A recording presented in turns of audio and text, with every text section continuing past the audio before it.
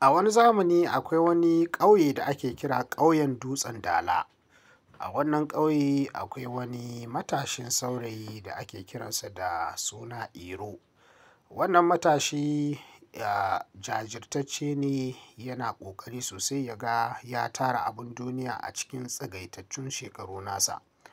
Cikin wannan ƙuruciya nasa duk inda ya san cewa zai samu kuɗi ko dukiya to baya yin tunani na biyu. Yakan yi ƙoƙari ya ga cewa ya kai kansa domin ya ga ya tara dukiya mai yawa da abin duniya a cikin shekaru matsagaita. Wata rana Iro ya yanke shawarar zai je farauta daji shi kaɗai. Haka ba tare da ya yi tunani na biyu ba, Iro ya kama hanya ya shiga yana neman abin duniya.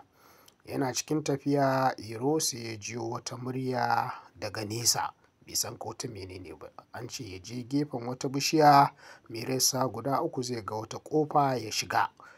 Ai kuwa Iro bai yi wata ba, ya dumfafi gurin yana zuwa ya ga wata ƙofa ya bi ya shiga. Ashe wannan ƙofar da ake shiga duniya ta macizai ce. Iro ya je ya tsinci kansa a cikin wannan duniya ta macizai. Macizan nan suna magana da yaren Hausa. Sarkinsu ya ce, "Bil'adama, na san abin da ya kawo ka gurin nan. Saboda haka za mu zauna tare da kai gurin tsawon kwana uku. A wannan kwanaki uku in muka ga amanarka da gaskiyarka za mu ba ka abin da kake nema na dukiya." Iro ya ci gaba da zama da waɗannan macizai, suna hira suna tattaunawa da yarensu na Hausa. Har wata rana Iro dai ya ce bari ya kyautata musu gurin yi musu shara da tsaftace musu guraren kwanansu da share dukkan wata ƙazanta da take a cikin wannan gida na macizai. Macizai suna jin daɗin zama da Iro. Wannan ce ta ba wa Iro dama har ya tsinci kansa a inda zai iya shiga guraren da suke aje dukiyoyinsu na gwalagwalai da lu'u-lu'u da zinare. Ya yi shara, ya share duk abin da ba sa so. Wata rana Iro zuciya ta ɗibi Iro ya ce bari ya ɗauki ɗaya daga cikin waɗannan gwalagwalan domin ya ɓoye.